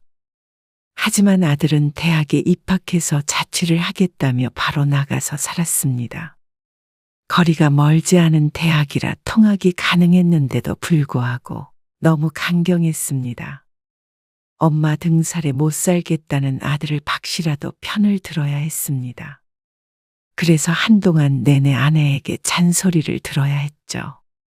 하지만 아내가 아들에게만 그렇게 팍팍하게 구는 건 아니었습니다. 원래 성격이 그랬습니다. 그래도 박 씨는 수십 년간의 내공이 있어 나름대로 아내의 성격에 맞추며 살았습니다. 그래도 성에 차지는 않을 테지만 말이죠. 여보, 욕실에 샴푸통 내려놓지 말라고 분명히 말했잖아. 아, 다시 올려두는 걸 깜빡했어. 보기 싫다니까? 잘 정리해두면 꼭 내려놓네. 미안해. 다시 올려놓을게. 내가 정리했어. 욕실 좀 깔끔하게 써. 알았어? 그래, 알았어. 욕실 샤워부스 안에 선반이 2개가 있었는데 아내는 꼭 모든 목욕용품을 높은 선반 위에 정렬해 놓았습니다. 씻다 보면 불편해서 낮은 선반에 박 씨가 내려놓을 때가 있는데 그때마다 아내에게 한 소리씩 들었습니다. 종종 다시 올려두는 걸 깜빡해서였습니다. 샴푸통이 흐트러져 있는 게 싫다며 박 씨에게 짜증을 내곤 했습니다. 가끔은 박 씨도 맞받아칠 만도 한데 박 씨는 다음엔 안 그러겠다고 하고 말았습니다. 실제로도 안 그러려고 노력도 했고 말이죠. 그러면 더 이상 갈등은 없었습니다. 아내는 종종 그런 박 씨를 답답해했습니다. 하지만 박 씨는 평화가 좋았죠. 당신 젓가락 그렇게 내려놓지 말라고 했잖아. 받침대는 괜히 둔 줄 알아? 저녁밥을 먹으며 아내가 또다시 인상을 썼습니다. 식탁 위를 보니 방금 내려놓은 젓가락이 숟가락 받침대가 아니라 식탁 위에 놓여 있었습니다. 식탁 더러워지잖아. 닦으려면 힘들어. 보기도 싫고. 먹다가 매번 이 위에 올려놓는 게 불편해서. 뭐가 불편해? 조금만 신경 쓰면 되는 건데. 알았어. 주의할게. 왜 밥 먹다가 잔소리를 하게 만드는 거야? 신경 쓰이게. 알았어. 얼른 먹어. 이것 봐. 여기다 내려놨지? 그제서야 박 씨의 손에서 눈을 떼는 아내. 흰밥에 김치 올려놓지 말고 지저분해서 보기 거북해. 박 씨는 아내 모르게 작게 한숨을 내쉬었습니다. 아내의 기준이라는 것은 항상 타이트해서 거기에 딱 맞게 들어가기는 힘든 일이었습니다. 하지만 이제는 그러려니 했습니다. 신혼 때는 다투기도 했지만 거진 30년을 부대끼며 살다 보니 박 씨도 적응이 됐습니다. 물론 박 씨도 불만이 없을 수는 없겠지만 어떻게 서로의 모든 게 마음에 들 수 있나 싶었습니다. 부부란 그런 것조차 함께 맞춰가는 가족이라고 생각했습니다. 적어도 박 씨는 그렇게 생각했습니다. 그래서 살면서 아내에게 서운한 게 있어도 이해하려고 했고 서러울 때도 애써 마음속으로 삭히려고 노력했습니다. 여보, 나 런닝화 하나 사야 하는데. 운동화를 왜 또 사? 산지 오래됐잖아. 밑창이 다 닳았어. 맨날 신고 뛰어다니니까 그렇지. 아내는 박 씨에게 핀잔했습니다. 박 씨는 괜스레 어머니에게 용돈을 다 쓰는 자식이 된 기분이 들었습니다. 어쩐지 눈치가 보였습니다. 돈 관리는 아내가 했기에 큰 돈을 쓸 땐 꼭 이런 과정을 거쳐야 했습니다. 박 씨의 한 달 용돈이 20만 원이었기 때문이었습니다. 박 씨는 크게 돈 쓸 일이 없었습니다. 특별히 자주 만나는 친구도 없었고 거의 매일 회사와 집만 왔다 갔다 했습니다. 가끔 가다 약속이 있으면 돈을 쓰긴 했지만 박 씨는 20만 원이면 넉넉하진 않아도 지낼 만은 하다고 생각했습니다. 유일한 취미라고는 혼자서 동네를 뛰는 것뿐이었습니다. 전문적으로 뛰는 것은 아니었고 적당한 속도로 1시간 정도 뛰는 게 좋았습니다. 혼자 생각하는 시간을 갖기도 하고 풍경을 즐길 때도 있고 땀을 흠뻑 흘렸을 때의 상쾌함도 좋았습니다. 그래서 박 씨가 유일하게 소비하는 건 반년에 한 번 정도 사는 운동화밖에 없었습니다. 하지만 그런 건 대부분 가격이 나가기 때문에 카드를 긁기 전에 아내에게 말을 해야 했습니다. 얼마짜린데? 한 15만 원 정도. 뭐? 왜 그렇게 비싼 걸 사? 사실 더 비싼 건 얼마든지 있었습니다. 그리고 물론 싼 것도 많았습니다. 하지만 이틀간 고심해서 고른 신발이었습니다. 어차피 신발이 다 똑같은데 한 옷 6만 원짜리 사서 신으면 안 돼? 그러면 발 아파. 당신 용돈으로 사면 되잖아. 15만 원짜리면 충분하네. 그리고 5만 원 가지고 어떻게 한 달을 살아? 돈 쓸 데도 없으면서. 그러자 아내가 박 씨에게 눈을 흘겼습니다. 돈 잡아먹는 귀신이야. 아무튼간 그러면서 카드로 사라고 덧붙였습니다. 가끔 이럴 땐 회의감이 들긴 했습니다. 다들 박 씨가 한 달에 용돈으로 현금 20만 원을 받는다고 하면 놀라곤 했습니다. 그런데 아내는 박 씨에게 나가는 돈이 못내 아까운 듯 했습니다. 물론 가정을 위해 아끼려고 하는 것이겠지만 그래도 좀 서운하긴 했습니다. 현수 결혼도 시키고 우리 노후도 챙겨야 할 거 아니야? 그러려면 당신이 벌어다 주는 돈으로 생활비 빠듯해. 알았어. 한숨 쉬며 알았다고는 했지만 생활비가 빠듯할 만큼 어려운 상황은 아니었습니다. 집도 대출을 다 갚았고 아들도 취직해서 돈을 잘 벌고 있었습니다. 그동안 혼자 벌었지만 사치한 적이 없으니 모아둔 돈도 있었고 말이죠. 그런데도 아내는 늘 돈 타령이었습니다. 안 그래도 알뜰하게 살긴 하지만 그런 아내를 박 씨가 도와야 한다고 생각했습니다. 그래서 어지간한 일엔 소비를 하지 않으며 살았습니다. 그러던 어느 날이었습니다. 차가 고장이 나서 대중교통으로 출퇴근을 한 일주일 했는데 차를 찾으러 가기로 한 바로 전날에 교통사고가 났습니다. 생명이 위독한 것은 아니었지만 무릎과 허리를 다쳐서 수술을 해야 했습니다. 허리는 심각한 상태는 아니었지만 무릎은 최소 3개월간은 회복이 필요하다고 했죠. 이러다 당신 회사에서 잘리는 거 아니야? 퇴직이 얼마 안 남은 상태인데 정말로 그럴지도 몰랐습니다. 휴직을 하긴 했지만 이참에 그만두는 게 어쩌면 회사에서 바라는 것일 수도 있었죠. 3개월이면 일상생활 가능하다고 하잖아. 아, 그러니까 왜 잘 보지도 않고 길을 건너? 이 소리는 사고가 난 뒤에 아내에게 10번도 넘게 들은 말이었습니다. 초록불에 건너다 우회전하는 차량에 부딪혔는데 아내는 그로 인해 회사에 못 나가게 되어 박 씨가 미운 모양이었습니다. 박 씨는 크게 다치지 않아 다행이라고 생각했지만 아내는 불만이 많아 보였습니다. 박 씨는 퇴원 후에 집에 있었습니다. 오늘도 집에 있을 거지? 그래야지. 언제 돌아다닐 수 있대? 나가려면 나갈 수 있는데. 불편해서 뭐하러 나가. 목발을 짚고 걸을 수 있는데 통증도 있고 불편하기도 해서 박 씨는 거의 집에만 있었습니다. 팔을 다쳤다면 좀 더 자유로울 수 있었을 텐데 무릎이라 참 괴로웠습니다.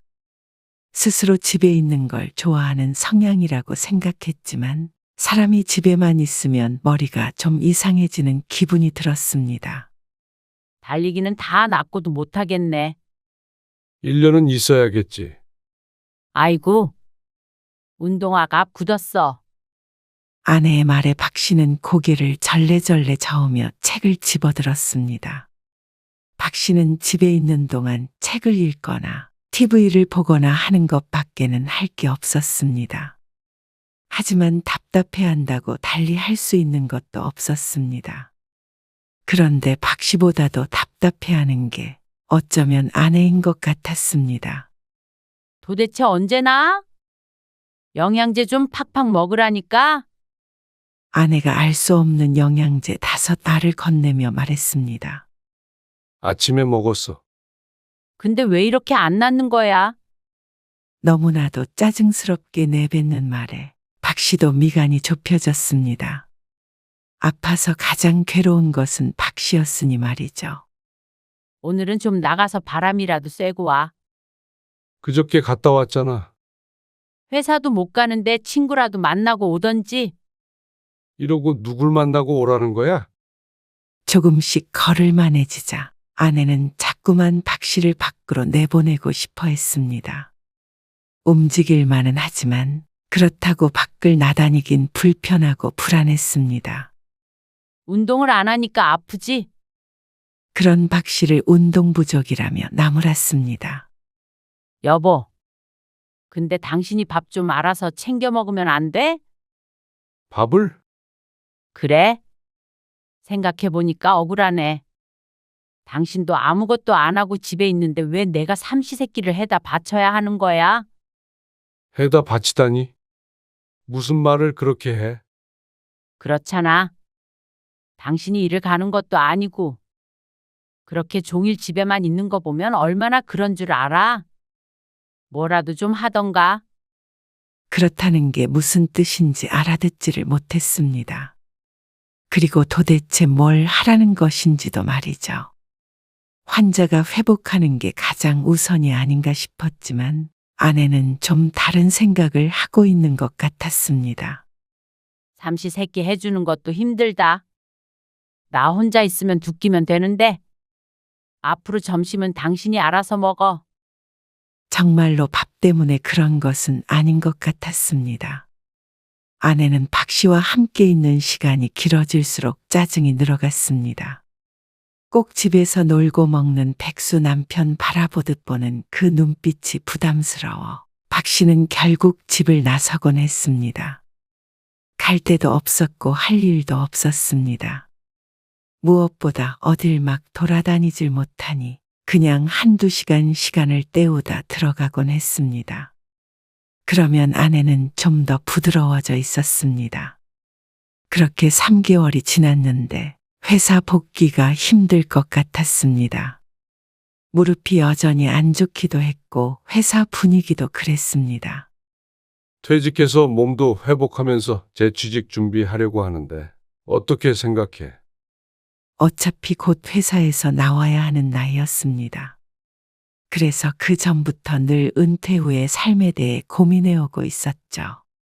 이왕 집에서 쉬게 된 거, 제2의 인생을 위한 준비 시간을 갖자 싶었습니다. 100세 시대인데 60에 은퇴해서 모아둔 돈만 쓰며 살 수는 없었습니다. 하지만 아내는 결사반대를 했습니다. 잘릴 때까지 딱 붙어 있어. 한 달이라도 월급 더 받고 그만둬야지. 지금 그만둬서 어떻게 살아? 어차피 한두 달은 더 쉬어야 해. 이러고 출근을 어떻게 해? 당신 집에서 충분히 쉬었잖아. 아무것도 안 하고. 아무것도 안 한다는 말은 귀에 딱지가 않도록 들었습니다. 하지만 박 씨도 마냥 아무것도 안 하고 있었던 것은 아니었습니다. 아내의 눈에는 그렇게 비춰졌을지 몰라도 회사를 알아보거나 사업을 구상해 보기도 하고 나름대로 머리 복잡한 3개월을 보냈습니다. 그럼 한 달 뒤에 회사 나가? 다 낫지 않아도 일단 회사에 가라며 아내는 막무가내였습니다. 박 씨는 더 이상의 언쟁은 피했습니다. 무슨 말로 설득해 보려고 해도 아내는 듣질 않았습니다. 대화가 되지 않았습니다. 그런데 박 씨가 무릎을 재수술하게 되며 회사도 그만두게 되었고 원치 않게 또다시 3개월을 집에서 보내게 되었습니다. 박 씨조차도 예기치 못한 일이었습니다. 하지만 박 씨는 현실을 받아들였습니다. 박 씨의 나이가 50대 후반이기에 회사를 굉장히 오래 다닌 것이었습니다. 앞으로 1, 2년 정도 남았습니다. 그전에도 은퇴 얘기 종종 했었기에 시기가 맞물렸다는 생각이 들었습니다. 그런데 아내는 박 씨가 집에서 놀고 먹는 게 편해서 일을 그만뒀다고 생각하는 눈치였습니다. 박 씨가 집에 있는 걸 못마땅하게 생각했던 아내였으니 말이죠. 설마 싶었습니다. 하지만 퇴직을 하고 나서 아내의 대우가 더 나빠졌습니다. 아, 걸리적거리게 왜 자꾸 왔다 갔다 해? 점심 먹으려고 부엌에 가. 냉장고에 뭘 사두기만 하면 금방이야. 아주 그냥 그 말에 박 씨의 걸음이 멈춰섰습니다. 집에만 있으면서 먹어대니까 그렇지. 아내는 계속해서 투덜거렸습니다. 밥을 차려달라고 한 것도 아니고 알아서 먹겠다는데도 그것마저 꼴보기 싫은 것처럼 인상을 썼습니다. 박 씨는 아내의 말이 가슴에 박히는 듯 했습니다. 이제는 밥 먹는 것도 보기 싫은 거야. 뭐? 누가 언제 그렇대? 당신 말이 그렇잖아. 그게 아니고 너무 답답해서 하는 말이지. 남들한테 물어봐. 남편이랑 하루 종일 집에 같이 있으면 기분이 어떤가? 어떤데? 말했잖아. 답답하다고. 내가 당신한테 뭘 해달라고 하는 것도 아닌데 뭐가 답답해? 방에 들어가서 책 읽고 하잖아. 그래도 당신 취미 하나도 없이 종일 집에 있는 게 얼마나 신경 쓰이는 줄 알아? 그럼 어떻게 하라는 거야? 눈앞에서 없어지라는 거야. 박 씨도 다소 격앙된 어조로 말했습니다. 아내에게 답답한 건 오히려 박 씨였습니다. 그러자 아내가 대꾸했습니다. 당신 차라리 낮 동안만이라도 어머님 댁에 가 있던가. 박 씨의 어머니 집은 차 타고 10분 거리였습니다. 아직 운전이 힘들었지만 버스를 타도 금방 도착하는 곳이었습니다. 아내는 그게 좋은 아이디어라도 되는 것처럼 눈을 빛내며 말했습니다. 박 씨는 잠시 허공을 쳐다보며 호흡을 가다듬었습니다. 그렇지 않으면 아내에게 모진 말을 내뱉을 것 같았습니다. 어머님도 외로워하신다며? 그 얘긴 1년 전에 나왔던 말이었습니다. 가까이 살던 박 씨의 누나가 피치 못할 사정으로 멀리 이사를 하는 바람에 어머니 홀로 외로워한다고 말이죠. 그때는 듣는 신용도 안 하던 아내였습니다. 그래. 그러면 되는 거야. 진짜 갈 거야? 그래. 낮에는 어머니한테 가 있을게. 됐지? 결국 그렇게 하기로 했지만 박 씨에겐 조금 충격적이긴 했습니다. 어쩐지 집에서 쫓겨난 기분이었습니다.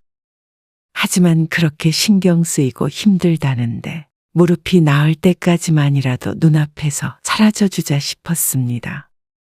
박 씨도 곧 다시 어디든 들어가서 일을 하게 될 테니 그때는 좀 낫지 않을까 생각했죠. 집에서 쫓겨났어? 쫓겨나긴 왜 쫓겨나요? 안 그럼 몸도 안 좋다는 애가 왜 자꾸 찾아와? 많이 회복됐어요. 어머니 혼자 계시니까 적적할까봐 오는 거죠. 적적하기는 젊은 애가 또 하필이면 무릎을 다쳤어. 그렇게 말하는 박 씨의 어머니가 오히려 절뚝거리고 있었습니다. 박 씨는 차라리 잘 됐다고 여기기로 했습니다. 평소에 어머니를 많이 찾아뵙지 못하는 것도 죄스러웠는데 이참에 좀 챙겨드리자 싶었죠. 이리 주세요. 국은 제가 끓일게요. 그런 것도 할 줄 알아? 기본적인 건 해요. 도가니탕 얼려둔 거 그거나 끓여봐. 무릎 얼른 붓게. 박 씨는 점심쯤에 나와서 이렇게 어머니와 함께 있었습니다. 그렇다고 어머니와 계속해서 무언가를 같이 하는 건 아니었고 한 공간에 있으며 각자 할 일을 했습니다. 박 씨는 책을 읽기도 했고 노트북으로 일자리를 알아보기도 했습니다. 어쩌면 집에 있는 것보다 마음이 편했습니다. 아무것도 안 한다며 핀잔을 줄 사람도 없었고 적어도 박 씨의 건강 상태를 걱정해주는 사람이 같이 있었으니 말이죠. 집에 돌아가면 오후 5시쯤이 되었습니다. 그러면 저녁은 아내와 함께 먹었습니다. 하지만 그런다고 가정이 평화로워지는 건 아니었습니다. 박 씨가 어머니 집을 왔다 갔다 하자 좋아하던 아내는 금세 또 마음에 안 드는 것을 찾아내어 박 씨를 숨도 쉬지 못하게 했습니다. 시작은 사소한 일이었습니다. 평소에 집에서 박 씨의 이런 행동이 마음에 안 든다며 지적하던 아내가 결국 하고 싶은 말은 하나였습니다. 그래서 일할 때는 알아봤어? 알아보고 있다고 했잖아. 그때까지 우린 손가락 빨고 있는 거야? 무슨 손가락을 빨고 있다고 그래. 생활비가 없는 것도 아니잖아. 매달 들어오던 돈이 안 들어오잖아. 일을 안 하는데 당연하지. 그래서 알아보잖아. 그러니까 무릎을 왜 다치냐고? 나도 갑자기 뺨이라도 맞은 기분이야. 뭐? 사고가 난 걸 어떡해? 보험금도 받았잖아. 그게 얼마나 한다고. 나도 이것저것 생각하고 있으니까 조금만 기다려. 왜 자꾸 사람을 못 살게 구는 거야? 뭐? 못 살게 굴어? 누가? 내가? 아내는 어이가 없다는 듯이 말했습니다. 당신 역할이 도대체 뭐야? 돈 벌어오는 거 아니야? 당신이 가장이면 책임감을 좀 가지고 살아. 그 말에 망치로 머리를 한 대 맞은 것과 같은 충격을 받았습니다. 아내는 박 씨를 돈 벌어오는 기계쯤으로 생각하는 모양이었습니다. 그것도 고장난 기계 말이죠. 아내의 말에 화가 난 박 씨가 대꾸했습니다. 그러면 당신도 같이 취직하자. 뭐? 당신도 이제 애를 키워야 하는 것도 아니고, 우리 둘이 사는데 살림이 많은 것도 아니잖아. 나도 다시 일한다고 해도 전처럼은 못 벌 거야. 그만큼 시간도 많아지겠지. 집안일은 같이 하고 일도 같이 하자. 이제는 아내는 잠시 당황하더니 불같이 화를 냈습니다. 가정을 책임져야 하는 건 자신이 아니라 박 씨인데 왜 그 짐을 자기한테 지우려 하느냐며 말이죠. 세상에서 가장 편한 공간이 내 집이어야 하는데 이제는 그게 아니었습니다. 하루 종일 집에서 눈치 보고 아픈 몸으로 어머니 집에 피신 가 있는 것도 비참했습니다. 정말 너무한 거 아니야? 어떻게 그런 식으로 말을 할 수가 있어? 그건 주부로서 내가 지금까지 한 일들을 부정하는 말이야. 당신 여태 고생한 거 부정할 생각 없어. 앞으로 삶은 똑같이 고생하자는 거잖아. 그게 문제야? 왜 말을 그따위로 해? 진짜 서러워서 살 수가 없다. 그따위? 먼저 그렇게 말한 게 누군데 그래. 그리고 말이야, 진짜 서러워야 할 사람은 당신이 아니라 나야. 당신이 나 아프고 나서 따뜻한 말 한마디 건넨 적이나 있어. 참, 이런 당신과 살았다는 게 서글프다. 뭐? 돌봐주길 바란 것도 아니었는데 작은 위안도 되지 못했던 아내. 오히려 세상에서 가장 불편한 사람이 되어버렸습니다. 이 와중에도 어머니 집으로 가버리라며 길길이 날뛰는 아내를 바라보는 스스로의 인생이 불쌍할 지경이었습니다. 박 씨는 아내의 말대로 그대로 뒤돌아 나왔습니다. 그리고 어머니 집으로 갔습니다. 사실 집을 나와도 묵을 곳을 따로 구해야 하는데 돈이 아까웠습니다. 어차피 나온 거 어머니 집에 있다가 천천히 집이라도 구해볼 요량이었습니다. 어머니는 박 씨의 얼굴을 보더니 혀를 찾고 별다른 말은 하지 않았습니다. 그렇게 3일 동안 머물렀는데도 아무것도 묻지 않았죠. 아내에게선 문자 메시지가 한 번 왔습니다. 어머니랑 통화를 했는지 어디 있느냐고는 묻지 않았습니다. 얼른 집에 들어오라고만 했습니다.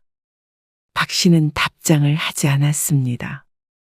그런데 오늘은 집에 들어가야만 했습니다. 맨몸으로 나오는 바람에 챙겨온 짐이 하나도 없었습니다. 여보, 집에 들어가자 아내가 얼른 현관으로 나왔습니다. 이렇게 반긴 것은 10여 년 만에 처음인 것 같았죠. 박 씨는 아내 쪽은 바라보지 않고 짐을 쌌습니다. 작은 가방에 우선 갈아입을 옷과 노트북 정도를 챙기고 있는데 아내가 뒷공무니를 쫓아다녔습니다. 그리고 온 지 5분도 안 돼서 다시 집을 나서려고 하자 아내가 얼른 말을 걸었습니다. 얘기 좀 해. 그대로 지나치려던 박 씨를 아내가 붙잡았습니다. 어머님 댁에서 있는 거지? 그제서야 박 씨가 뒤를 돌아보았습니다. 괜히 거기서 어머님한테 민폐 끼치지 말고 와. 같이 있기 불편하다며 어머니 집으로 가버리라던 아내가 할 말은 아니었습니다. 할 말 다 했어? 어? 이만 가도 되지. 아니, 여보. 얘기 좀 하자니까? 나는 할 말 없어.